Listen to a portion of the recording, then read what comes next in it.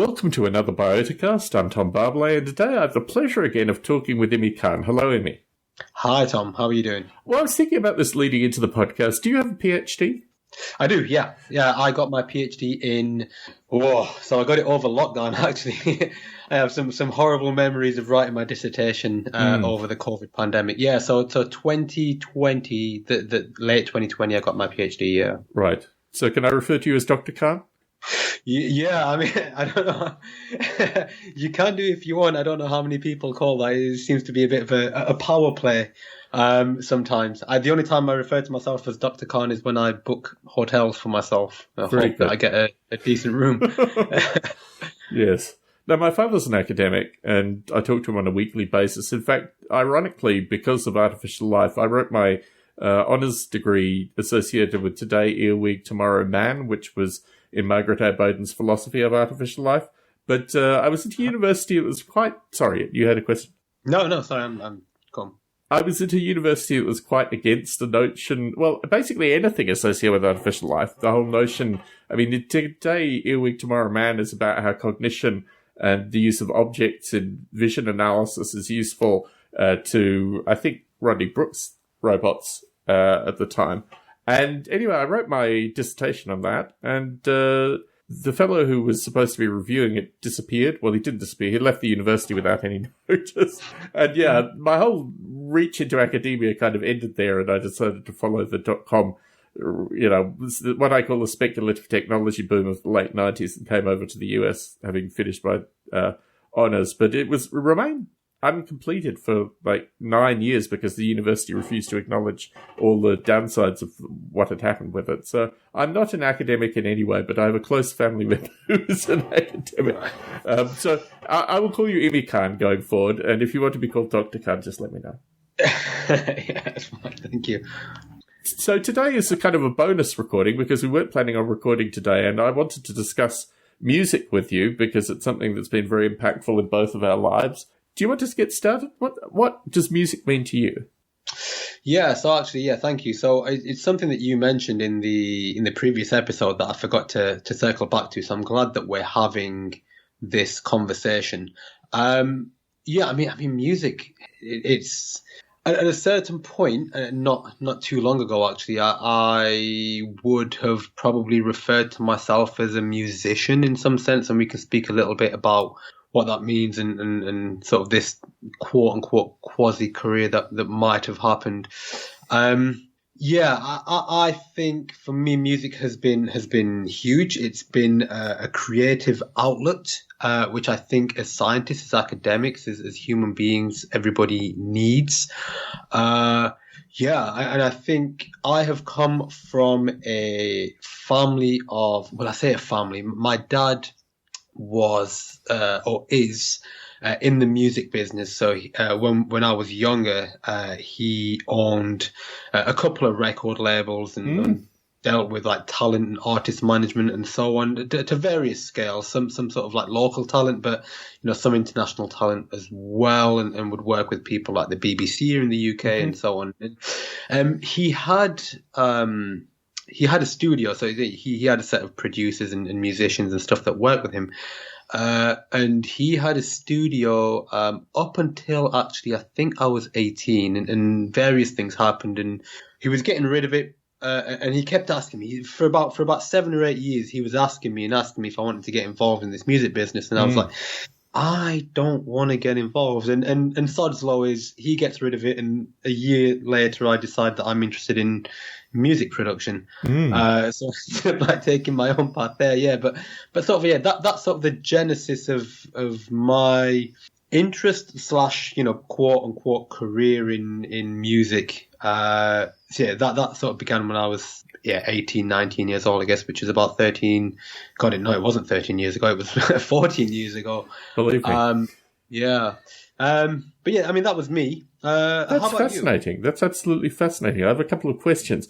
In terms of the international artists, I mean, I'm assuming, did your father operate out of London? Out of where, sorry? Were you based in Birmingham originally? Did your father operate out of Birmingham? In Blackburn, actually. So this was in Lancashire. So wonderful. I know Blackburn, Lancashire.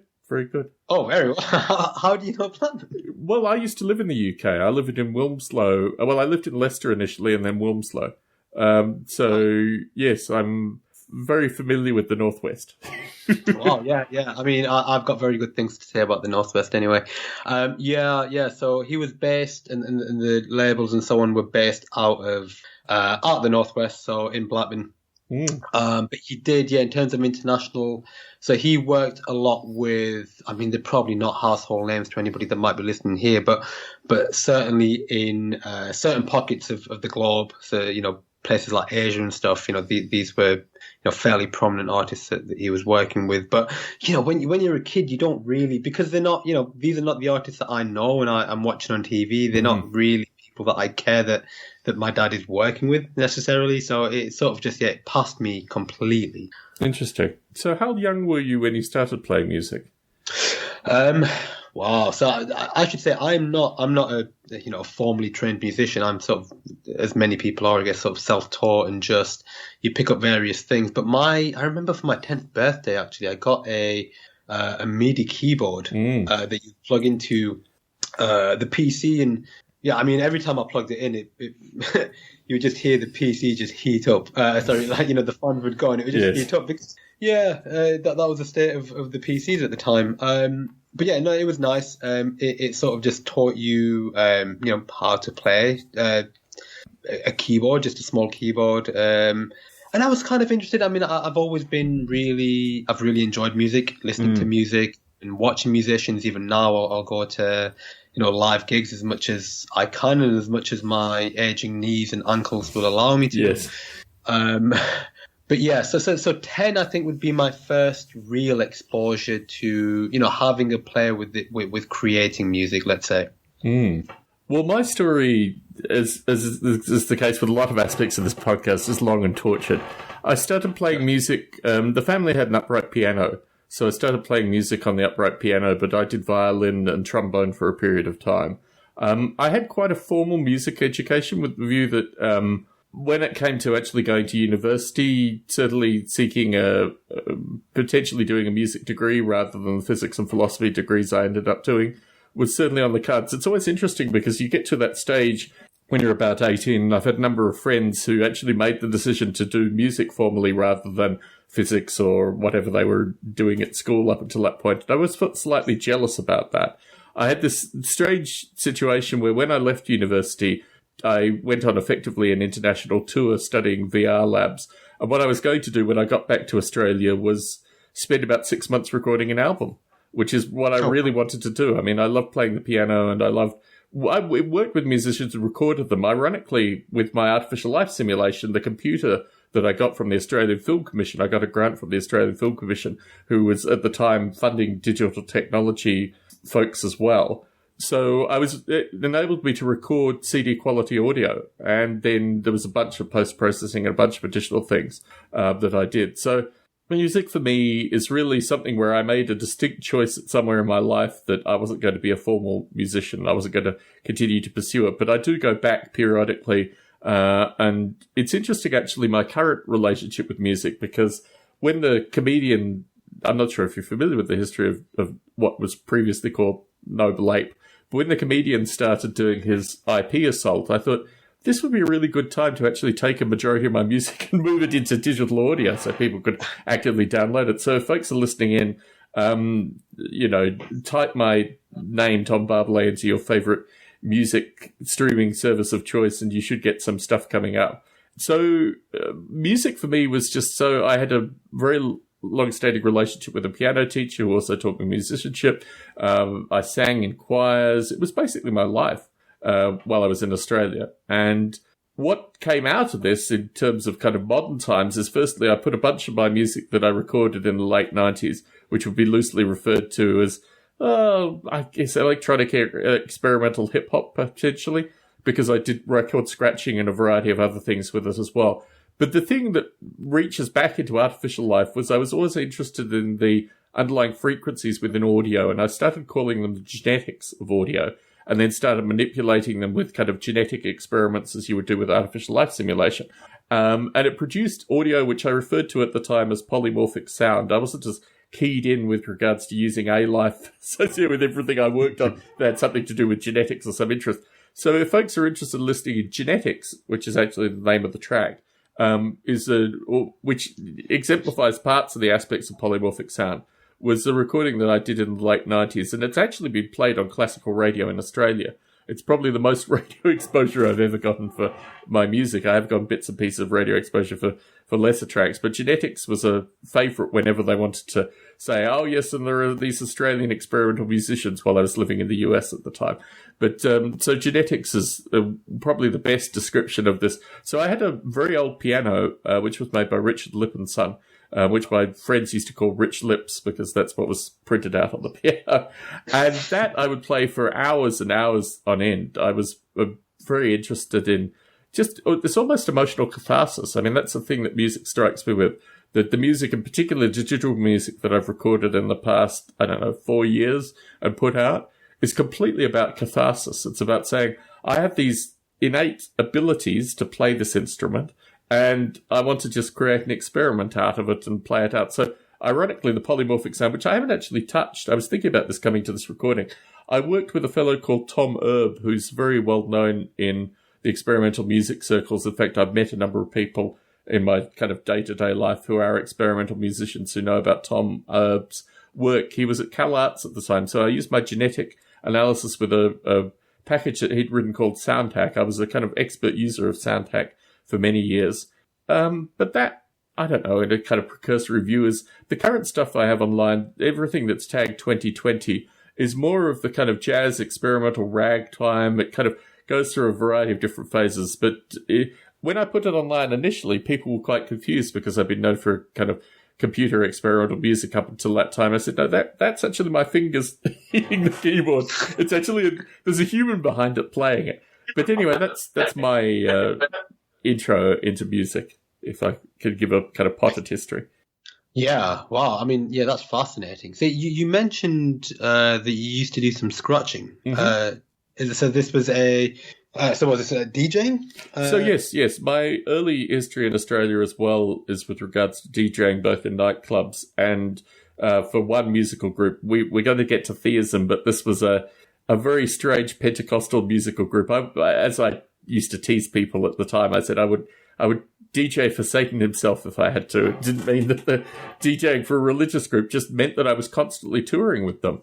And they would fill these halls when they cheered. It's the only time in my life that I've been remotely attracted to the opposite sex. Like the power of being a DJ in a group, and just the power of a bunch of, because I like to dance as well. Like, I mean, this music lends itself very heavily to dancing, as you mentioned, with regards to your wonky knees.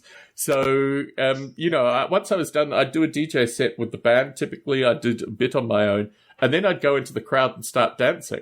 And I'd end up being surrounded by these, I don't know how old they were at the time, probably 17, 18-year-olds, maybe 16, who even knows. But I'd go out into the crowd with these people and immediately start dancing, and I'd get quite a throng of people dancing around me. So performing for a musical group, even though they were, I'm not sure if you're familiar with the Pentecostal religious movement at all. We can talk a little bit more about that when we get to theism.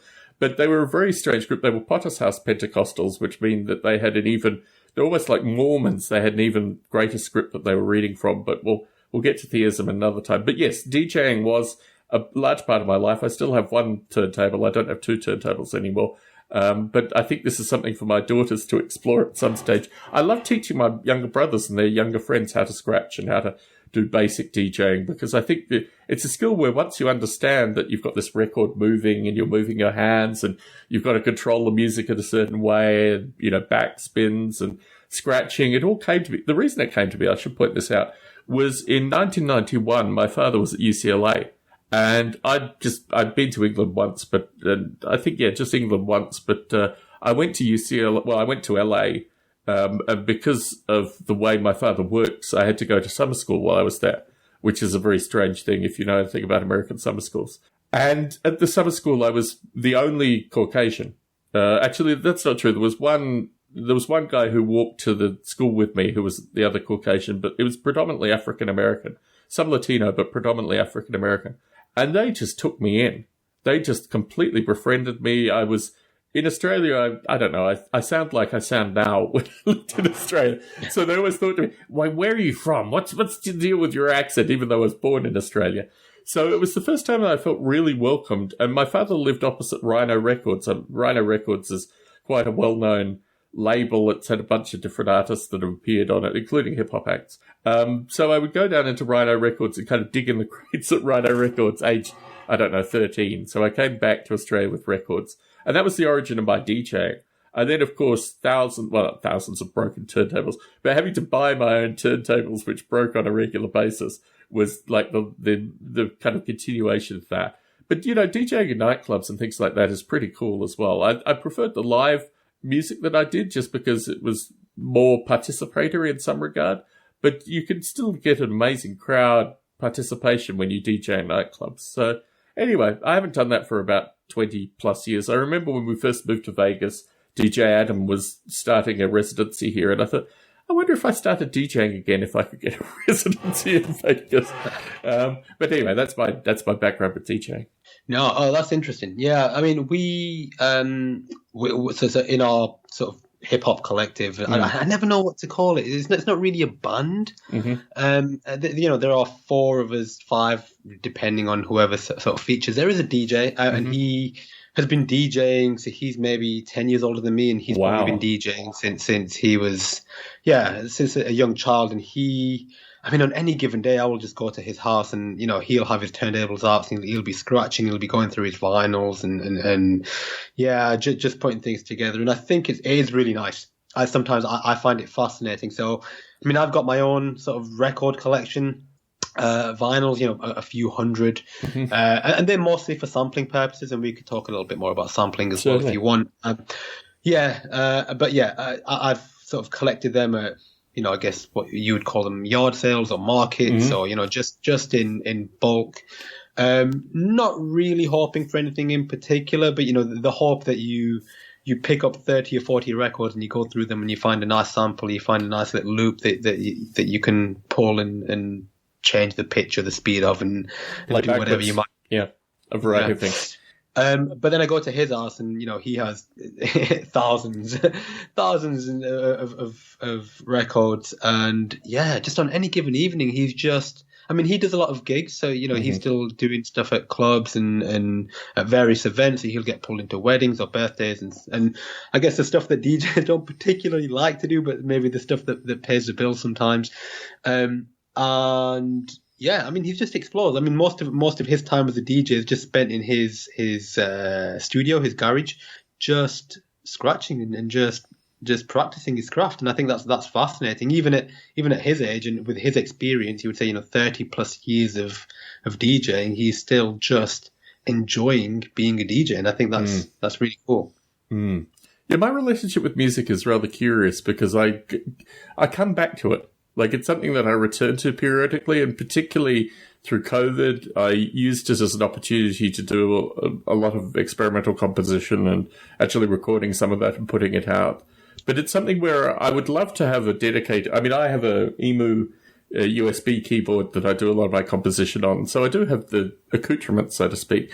Records are really difficult if you want to travel internationally or move your location. That's something. So I've really thinned my records out in the past probably 2-3 years. I now have a single flight case which is mainly containing a lot of the records that I used to sample from. And let's talk about sampling as a phenomena, because that was something that I took away from my time in LA. And certainly early on I realized if I was going to make certainly things that people were going to rap over or just sing over or do whatever they were going to do over it, I had to have a relatively large sample collection. And as you say, the benefit of when I lived on campus, I would go to the university records sales, and they were, $2 records basically. So you could really dig deeply and find a bunch of, eclectic stuff with just $20 quite comfortably. And you'd walk away with 10 records and hopefully maybe 1 or 2 really good samples out of the 10 records. Yeah, no, that's exactly. I couldn't tell you the amount of times that I have, I've gone into a thrift store or a charity shop and, I've spent no less than £5 and come out with 5 or 6 records, and I'll play one of them. And it'll be a record from like the 60s or the 70s of some obscure artist that I've never heard of. And I'll listen to a track and I'll be like, how have I never heard this song before? It is incredible. Because I'm listening. What I'm trying to do is I'm not listening for the song, but I'm listening for parts that I can take out from it and sample. But I do think, I mean, yeah, you have sort of a hip hop background, so I guess we can talk about, you know, some of the stick that sampling gets I think sometimes, and you know, people do see it as, you know, cheating or copying or theft fundamentally. That you're fundamentally stealing. Yeah. Yeah, but the idea that you can listen to something that already exists, modify it and manipulate it in a way that you like, you know, in a way that gives you something new, I think is fundamentally what science does anyway. Nothing in science very few things in science exist without being built on something that has already existed. You know, we already take existing ideas and concepts, we extend them, we apply them, and then we go ahead and publish papers about how we've extended or applied them. And sampling is the same thing, I think. I do think it's... I think if you go in to listen to records, or in my case, many times what I tend to do is play, you know, strange video games, or we'll watch foreign TV shows or movies and listen to the soundtrack. And what it does is when you commit to that idea of using a sample, I think your experience with all sorts of media changes, because you're not just watching a movie, you're just not playing a game, but you're actually listening to the things underneath, and your mind's constantly working as to, oh, you know, what can I use here? Can I use this? You know, that snare sounded really nice. That, you know, that drum roll's amazing. And yeah, for me, it was a way to engage with media in ways that I don't think I would have done otherwise. Yes, yeah. It is fascinating. I'm not sure if any of your music is available through streaming services or online, but it's interesting to see the various streaming services are very coy now about actually allowing sampled music on their streaming services, because the group De La Soul comes to mind, because De La Soul has recently, finally, after nearly 20 years, gotten their music on electronic streaming. It's very curious to me, because I listen to a variety of different groups. Of all of them, De La Soul, although 3 Feet High and Rising, their first track the first album they put out, has probably, I think the number is close to 120 uncleared samples, and they were finally sued by the Turtles of all groups. But listening to their stuff, I realized that the whole nature of sampling as it goes in streaming is a brand new and, in many regards, uncharted world. I think about that because, obviously, with my stuff in the late 90s, aside from the originally recorded music, the polymorphic sound stuff, it was all samples. It was all drum break samples. It was all, you know, even some of my more eclectic tracks were quite famous pieces of music played backwards. One of my favorite things to do was to take well-known records. I'm talking about things like the Beatles' Sgt. Pepper's. I mean, you know, really very mainstream records that are very well-known, and play them, just little samples of them backwards, because people would still get the same kind of emotional energy from the songs without knowing, oh, this is Lucy in the Sky with Diamonds. No, it's the whatever the electronic harpsichord part of that played backwards, where you get almost the exact same emotive force associated with the audio, but it's not actually the same audio. So now it's really fascinating to see how these electronic streaming services are now kind of cutting and dividing. For example, YouTube Online has a completely different set of requirements to Apple Music, which has a completely different set of requirements to Spotify. And these labels now have to be really careful of what they're putting out. I've had an experience recently where a bunch of my reissued stuff was, I think, tagged in Spotify, so you can't stream it on Spotify, but you can still stream it on Apple Music and YouTube. And through this experience recently, my streaming service that I use to stream all my music has given me a free code to actually publish a new album. Which is an amazing incentive to actually start working on music once again.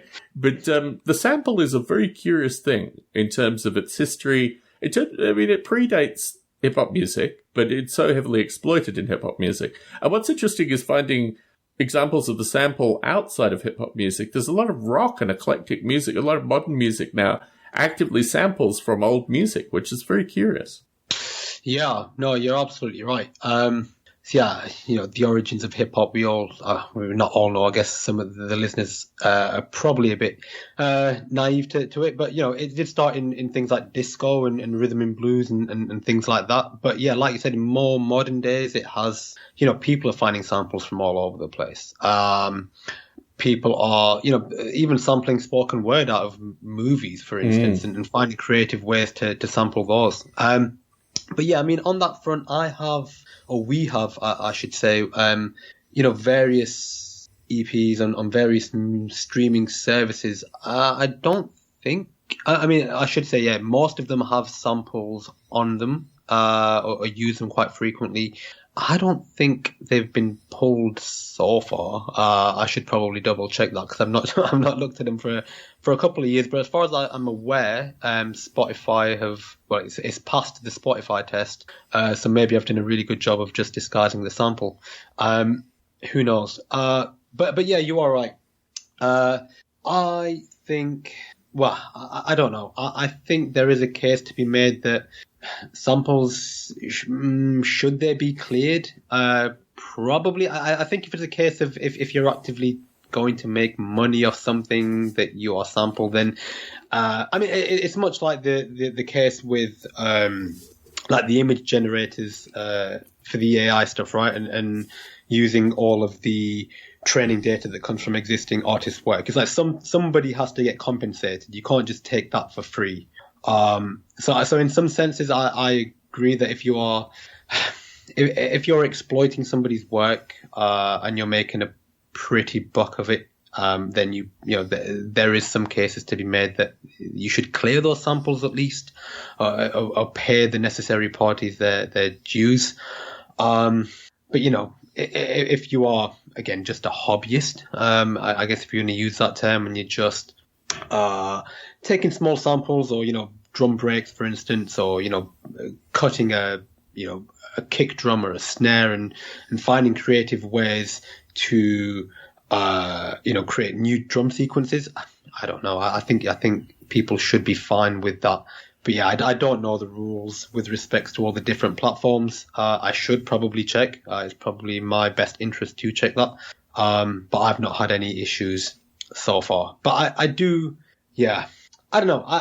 In a way, sampling feels like evolutionary in a sense, right? Like almost that we have loops and clips of all these instruments. And effectively what we're doing as musicians or hip hop musicians or producers is just manually adding this element of mutation or variation in a sense, and then combining it with something else and creating this new thing. Yeah, I mean, if there is like a far-reaching tie into A life somewhere with the music, it can be that. But no, yeah, I think it's cool. I think I have many thoughts about sampling, but I do think it needs to get the respect. It just needs to get more respect than it does. I think the general consensus, the perspective is that it is just cheating, but I think people do need to, have a different appreciation of it. Because at least for me, when I listen to music and I listen to quite a bit of hip hop, and if there's like a sample that I recognize, I mean, an example is, so maybe you might be familiar with this artist known as Wiz Khalifa, who's like this more recent hip hop artist. And there was a song, I can't remember the song's name, but it might have been on a mixtape actually. And the instrumental, there was a loop, and I instantly recognized the loop, and it was from like this Japanese RPG game. And not only did I enjoy then the song, but you get this new appreciation for that music because you have this connection with this song, with this artist. But like, I know that song, I enjoy that game, and I really love what you've done with that sample. And I think sometimes, having these samples that you can recognize, I think is really nice, and it just changes the way that you can listen to these songs that are coming out from these musicians.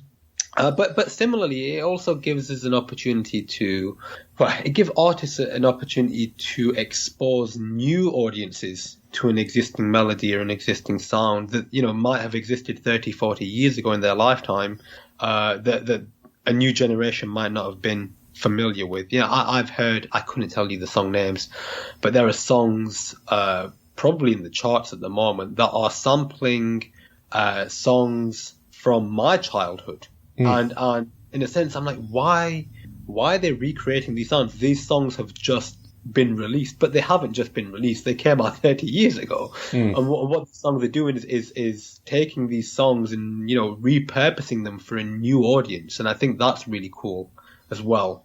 Because what you do then is give a nod to those artists and say, you respect that this is a really good song, so much so that you are going to reintroduce it to a brand new audience or a brand new generation that might have not come across it otherwise. Certainly. And there's no one poorer than a new musician. I mean, this is the difficulty with regards to sampling. And certainly, the De La Soul example is a good one. When they were creating 3 Feet High and Rising, they weren't multimillionaires. They were just sampling what they could. And the notion of how this, I mean, obviously there's a kind of fiduciary element to it, but how this thing is fundamentally paid back is something which I don't think is properly addressed. I mean, when I used to work with musicians and, did this kind of stuff, I realized that we were all as poor as each other. Like there were no standouts. Yeah. None of us were famous in any capacity. None of us had made a decent income ever. So the nature of sampling, the kind of lowest on the pay scale are the ones who probably should kick up financially, just strikes me as kind of antithetical to my experiences. And I also think that the nature of musicians that litigate associated with sampling is really tired. And there's you might not be familiar with this, but there's a band called Men at Work, and they have a song called I Come From Land Down Under, which samples quite a prominent, the flute loop in that is quite a prominent Australian song, like an Australian folk song. Well, actually, it turns out it's not an Australian folk song.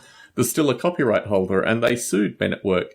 I think the flautist actually died through the period of the litigation. I mean, it was particularly horrible, but it made you realize that even these songs from our childhood, as you say, contained kind of derivative music, and the whole notion that the final litigator was the holding company associated with the song that everyone assumed was a folk song, but turned out not to be a folk song. It was always kind of curious, but I did want to throw this back to the other topic that I've written down quasi-career. Because when you said that, I'm like, my life is full of quasi-careers. Like this is if I've done anything professionally, it's been very successfully being able to, well, actually a majority of the quasi-careers aren't actually paying careers, but it is a fascinating idea. I did want to touch briefly. We have a bit more time. We could talk about the Jeffrey talk, but you also said that you wanted to talk about role-playing games for all the poor, long-suffering Biotacast listeners that are hoping we'll get to some artificial life-related discussion in this. But I think that is a fascinating... Oh, from the Jeffrey talk, is there anything that you wanted to talk about specifically?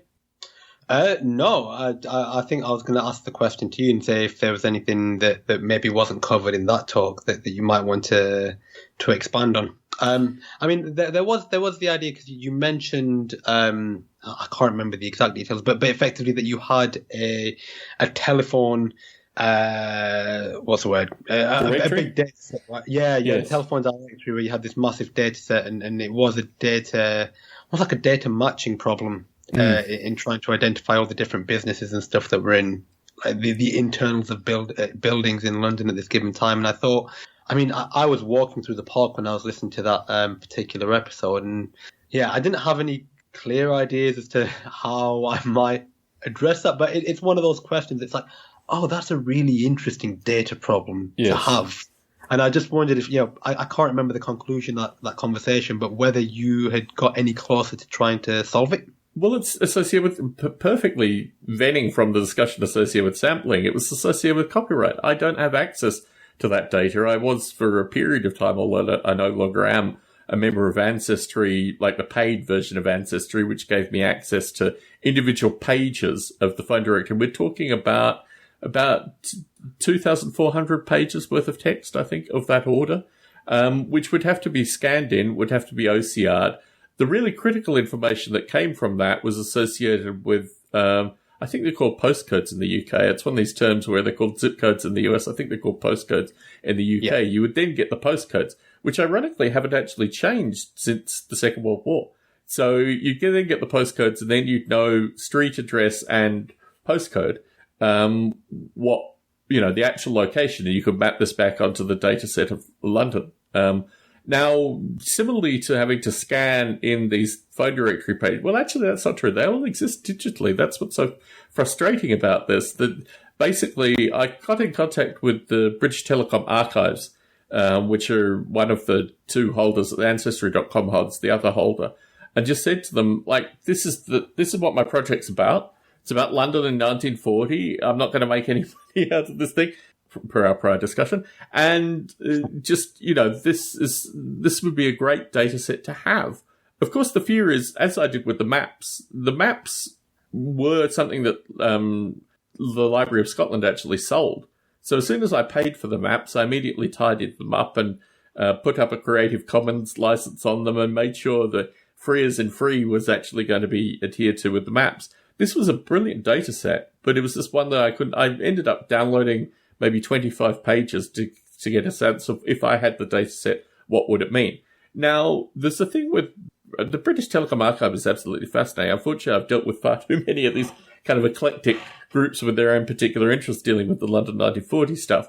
But once we had the maps and Bob Mottram's algorithm, although it's not perfect, we had a good way of translating what were PNG files into JSON files. And JSON files are infinitely more interrogatable than PNG is if you're looking at this kind of data set. So my hope would have been to get access to, 2,400 pages worth of 1940 London phone directory, and then OCR that sufficiently, hopefully, that the postcodes would remain intact and the street address would remain intact. And then it's still a huge cross-referencing problem then, because thankfully the postcodes are relatively well maintained in the actual locations. I think you can get them down to street cuttings in London, like, this side of the street is on this postcode, this side of the street is on that postcode. But the nature of this London 1940 problem, let's call it a problem, was there was just so much data available, and it was a way of trying to map the data into whatever underlying format you were using here, primarily JSON, which was then saved out. The Ape SDK has a lot of additional kind of JSON eclectic handlers, particularly with regards to moving them into fast accessible memory arrays, which is really a very difficult programming problem in and of itself, which I had to solve early on. But the nature of London 1940 was it was just almost an onion of these problems. You get through one layer and then you get to the next layer. You get through another layer and then you discover 5 layers back you were going through the wrong layer. And you had to revisit what you were doing 5 layers ago. Like, it really was quite... And this is before my daughters were born, or even for the first year that they were born, I worked heavily on London 1940. Now it's just a data set. I was contacted through the week, actually, by someone who was asking about the maps and where to get access to the maps. The maps are available on GitLab as well, under the Creative Commons license. So, my hope is somewhere, maybe by putting this audio out into the ether, that someone will say, I'm really interested in that project. But the thing that struck me most about doing this thing is people in England really aren't interested in 1940 because they have the Blitz, they have a bunch of additional kind of attacks on London. And because I was looking to actively simulate that in some regard, it turned a bunch of people off that as well. I think C-Line is absolutely fascinating in terms of just the way, if you look at the simulations of C-Line, they were all about, 60,000 to 80,000 Germans landing on British soil. England at the time could have easily deterred that, even with the Home Guard. So my view is that if C-Line had occurred and the Germans were doing it, it would occur prior to Barbarossa when they invaded the Soviet Union. It would have been probably a similar number of soldiers. So we're talking literally in the millions of soldiers as opposed to the tens to hundreds of thousands of soldiers. So my interest was just to simulate the resiliency of London with a simulated group of Home Guard entities. I'm not sure if you're familiar with the Home Guard at all. There's this show in England called Dad's Army, which was a kind of joke about the Home Guard. But the Home Guard was literally your father, and his buddies from the First World War getting together with their rifles and reminiscing about old times with the hope that if Germans ever landed in England, but London specifically, that the Home Guard would be able to defend. So there are all these layers to the London 1940 stuff back when it was SimC-Line. But then when it moved into London 1940, the telephone directory, unfortunately, is just a block along the path of now I have to start randomly populating a variety of professions and testing the economy of the city simulation that I have because I can't actually get the original data. Wow. Wow. Yeah, I mean, just on that last point, actually, Dad's Army is, I am familiar with it. I've never actually watched it. It's one of those shows that tends to be on one of those cable television channels that you scroll through every now and then. Yeah, maybe it came out before I was born, actually. Probably did. Just to age me a little bit, yeah.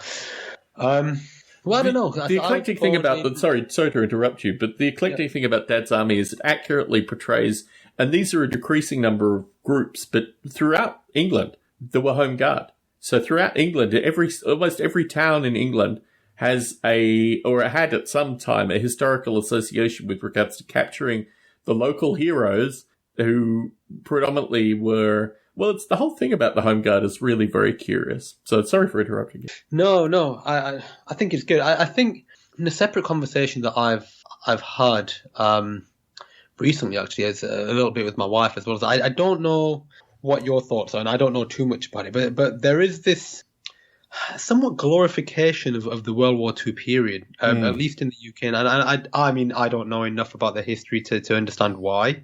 But yeah, I mean, just through saying, the existence of the Home Guard is probably case in point, right? Is that there is something about that period that we just, as a society, especially in the UK, we just love talking about. And I don't know why it is. But then, I think what you said before sort of is counter to that point where people don't really like talking about it. So it's a strange kind of juxtaposition that I think certainly the revival of reenactment groups and these kind of things. I mean, there are many different layers to this. Through COVID, there were a series of books. My wife's book group read a bunch of them that came out based in London in the 1930s and 40s. There is this is fundamentally conservatism as well, although that digresses very rapidly. But there is an idea that there was a better time, or we have access to a better time in the past. But when you actually talk, I mean, when I was in England, they stopped doing the Battle for the Atlantic. They stopped remembering it. Literally, actually, my neighbour at the time was a mariner on one of these, vessels that crossed the Atlantic. But England, for whatever reason, decided at the time that they weren't going to continue to hold a memorial every year for this very important part of the Second World War. But it is very curious that I think there are two sides to this thing. On one side, people like to remember it in a very almost antiquated, almost fake positive light, when actually, people were killed through that period of time. Families lost a variety of loved ones, spouses, brothers, the actual impact that the war had on the UK. But in contrast, I've worked with a number of colleagues who were on the European mainland, or whose family were on the European mainland. It's amazing, actually, the distinction between those on the European mainland that don't want to remember these things fundamentally versus, as you say, this strange positivity associated with remembering it in England. But when you dig into it, when I'm talking about simulating football hooliganism because it represents what the Home Guard, the kind of local fighting styles might have been like, it's taking it a bit too far. It's very interesting that it's a strange relationship where you want to remember it in one part, but you don't want to remember a bunch of stuff associated with it. Anyway. Yeah. No, I mean, I think I would love to have a separate conversation with you about that, especially with the football hooliganism. I know we've spoken in our first conversation, actually, this idea of football hooliganism, and I know you spoke with Jeffrey about it as well. But I mean, I've been to, I'm probably going a little bit off topic now, but yeah, I mean, I have been to a lot of football matches over my life, and I've seen some hooliganism. Have you been taken off trains? Because, I mean, my experience with regards to this, we live very close to Manchester United. We'd occasionally be on trains, and we'd be pulled off trains and then filmed. They have video cameras. Have you ever had that happen to you with the police? No, No, I don't think so. Actually, which is probably quite fortunate for me. But I do think so. I'm a Manchester United fan, actually. So I think at least in those areas, the Manchester United fans don't tend to be. I mean, there's hooliganism everywhere, but there you probably know this. There is like some level of like organized hooliganism, especially in like European football. They have these ideas of like ultras, so ultra fans who, yeah, gosh, I went to Gothenburg football in April, so their first game of the season, and I think ultras are a different level of football fanatic. For 90 minutes they are shooting fireworks in the air and banging big massive drums, and will actively go out, and these are the type of groups that will actually go out and look for organized fights with other groups of fans. Yeah, I mean, and there are pockets of that. So you probably know places like Millwall and West Ham and places like that. Yeah. So I do think it's probably dependent on where in the country you are. Places in Scotland, Glasgow Rangers and Celtic have probably got quite passionate fans as well. Yeah. No, I don't know where I was going with that, but there we are. It's a thing, football hooliganism. I think that was the takeaway from that. Yes. Yeah. So, digressing very rapidly, if we haven't digressed enough, if we haven't done any non-artificial life-related topics, I had written down, because this is something that obviously we touched on in the last recording, role-playing games. And you also said choose-your-own-adventure role-playing games in or choose-your-own-adventure books. What's your background history with this stuff? Not a lot. So again, I have some. It's really interesting. So you had mentioned this idea of like world building and mythology in our last conversation with respect to your simulations, and it got me thinking a little bit about some of the experiences that I've had with like role playing games and these text based role playing games. In particular, actually, my experience, although it came a little bit late, was through forums. Actually, so I played, for anywhere between 10, so maybe 6 or 7 years, actually, would play this role-playing game as a text-based, in a text-based format on, various, PHP, BB forums, where you assume the role of a character, or, you might be a game master or a dungeon master or whatever that might be. And you're literally just, you're typing and you're creating a post in the style of your character, explaining what your character is going to do and so on and so forth. And then you're just sitting at your screen and just hitting the refresh button and waiting for somebody else to post who might be in the same game with you. So yeah, no, but I mean, we can come back to that. I think your experiences are probably more than mine. So I guess the reason I raised this point and raised this question is because I was just really interested in just exploring that a little bit more from your experiences, and just a little bit more about how that might have influenced this idea of world building and story building and narrative in some of your simulations. Well, I have an existing podcast called My Rules Are Better, which is basically around this. It's really fascinating that, these things are pretty well shared of people. I'm assuming we're probably separated by at least a decade, but of people of a similar kind of... It's really associated with your kind of background interests, your particular proclivities associated with exploring, virtual worlds and this kind of stuff. I met two gentlemen, one called Steve Jackson, one called now, he wasn't a Sir when I met him, but Sir Ian Livingston. And they created a company called Games Workshop, which is obviously huge. It's a multi-billion-dollar company now. And they were part of my early introduction to this thing through Fighting Fantasy game books. But for me, it was... So I actually I'm currently in the process of publishing a role-playing game book, just back to this discussion of quasi-careers over one's life.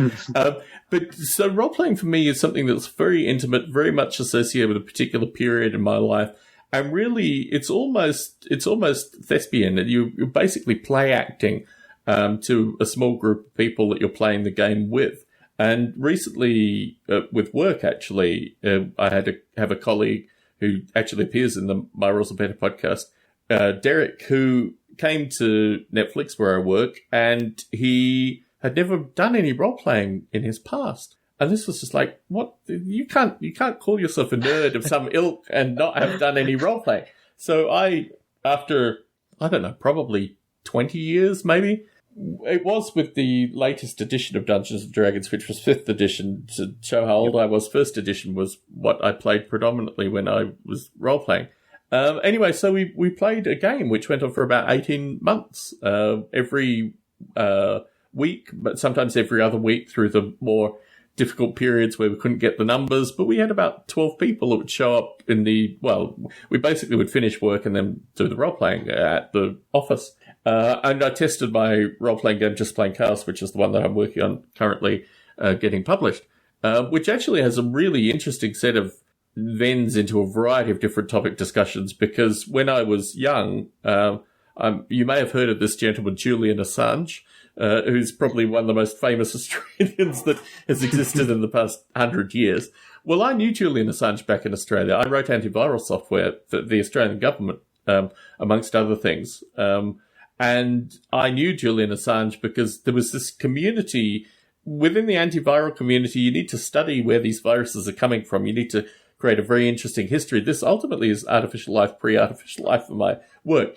But anyway, so that is Just Plain Chaos. Just Plain Chaos is actually a somewhat abstract set of removals from knowing people like Julian Assange and what I did with regards to my antiviral software. Anyway, returning to role-playing. Role-playing for me is just something that I'm surrounded by books, and probably about, I don't know, maybe a third of them, maybe a quarter of them are role-playing game specific. So it's not just, it's a very specific period, and Jackson and Livingston were just so seminal and fascinating. I'm not sure if you've met any of your childhood heroes periodically. I've spent a lifetime meeting my childhood heroes.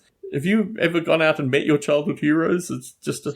I'm thinking about it. I don't think I have. I mean, there is that age-old saying of never meet your heroes. I don't know. I don't know how accurate that is. But, I mean, nothing comes to mind. No. So when I was 18, I met a fellow called John Draper Crunch, and I've actually written in his biography. He's one of the early phone hackers. Well, he's one of the early hackers who found that frequencies would change the American dial tones. 2600 is the frequency he used to blow a whistle that he got from a cereal box, a Captain Crunch cereal box, which is how he generated the name Captain Crunch. Well, I first met him when I was 18. He was travelling around Australia and wanted to meet local cyber luminaries, and I already had a bit of skin in the game, so to speak, with regards to writing antiviral software and DJing and a bunch of other things. So anyway, I met this fellow, and he proceeded to do what he described as an energy blockage removal on me, which was fundamentally a form of physical assault, for want of a better term. It became very dark, actually. If people want to look John Draper Crunch up in Wikipedia, they can see that this has been moved out of just what was physical assault to another form of assault. Anyway, I've written about that in his biography. So the nature of books, the nature of meeting my childhood heroes, I spent a small period of time with Steve Wozniak, co-founder of Apple. So I've had various points in my life where I've spent time with my childhood heroes. It's always terrible. Like, it's always really bad. Meeting Jackson and Livingston was quite nice. They're both interesting people. I had the opportunity of spending a little bit of time with them at their fighting fantasy test. Fighting fantasy. I don't know it's like a convention that they run each year for fighting fantasy. But that was interesting because I, at the time, would still represent Netflix in some capacity. And Netflix was going through a period where they had released what was called Bandersnatch, which was like Choose Your Own Adventure, but for video, real-time watching. But it was very much associated with this 1980s computer games here, fundamentally not role-playing games, but they're all part of the same soup, so to speak. I think that, role-playing games became, as you say, you did it in text-based format. The only distinction between a role-playing game as I'd play it with pen and paper and an adventure game on a computer is you have the ability to do a wide variety of really curious manipulation when you play a role-playing game on pen and paper, which you don't have in software. It'd be wonderful in software to have the amount of dynamism that enabled characters to start doing a variety of different things that I've seen while I've hosted these role-playing games. But it is fundamentally the ability to create fantastic environments that you could never describe in computer video games, although increasingly these things are pushed with regards to the boundaries. You're really dealing with a different kind of cognitive force when you do role-playing to the extent, I mean, I never got into live action or any of the other things. I never, wore fake armor or anything like that. But I certainly was very much interested in mythology, mythical creatures, the mapping of mythology, which is fundamentally Tolkien, back onto actually parts of England and Wales and Scotland. I mean, the nature that a lot of this role-playing comes from deep mythology, which is based in actual things, and the way in which really, we were talking about the Second World War. The Second World War is moving into the realm of mythology now. It's moved from being a series of facts to a series of facts no one can remember, into this thing which is more about, as you say, talking in a very grand fashion about these stories that very few people actually have any first-person contact with. When COVID started, my wife and I used to travel to England primarily and also Australia. So when COVID started, we had this little bit of money left over, which was previously our travel budget. And at the time, a fellow called Plotnik, who was part of the creation of the Belgian state. He was in the before it was the Netherlands and that broke away, all this kind of thing. Anyway, he fought in a series of different battles, including Waterloo. And at the time, I found his medals available online. So my daughters can hold in their hand a medal from the Battle of Waterloo, right? But that is all mythology now. The whole thing is, there's a thing that happens with history where it moves from the point of certain writable facts, and we're talking about the origin of computers, Wozniak, John Draper Crunch. These people are in a mythology sphere more than they're in a history sphere. And that's something that I find very interesting as I live my life going back and meeting my childhood heroes, realizing that all they're doing is perpetuating their mythology, not actually talking about the kind of darker aspects of, what they did in this case of this John Draper Crunch guy, literally physically assaulting everyone he came in contact with because he wanted to determine whether or not the people could be trusted. Well, that's what he said at the time and said to me since. It's to determine whether or not you could trust people is you've got to do this extremely laborious what he calls an energy blockage removal technique, which involves basically him hanging on your back and you doing push-ups and a variety of other things. I mean, it really is very strange. When you have an experience with reality of these things, you start to realize that so much of one's life is actually pinned on these mythologies. In fact, the nature of human society is fundamentally about mythology, because that's the way you can create these immensely curious cities with these monkey-like creatures that just wander through them. That's a really interesting point, actually, in that what we have, this idea of facts, we'll call them facts from World War II, now moving into the realm of mythology, and the lines between what is effectively the facts and the not facts, let's call them, is very much blurred, and I think that kind of issue is only going to get perpetuated more and more as time goes on, especially with all the misinformation and stuff that is happening at the moment. You mentioned fighting fantasy, and it's really interesting because it sparked a memory that I had. So I think I was a little bit late for fighting fantasy, but I remember we went to what is called a car boot sale here in the UK. I don't know what the best translation would be. Like a yard sale, I guess. Mm-hmm. It's not really a yard sale.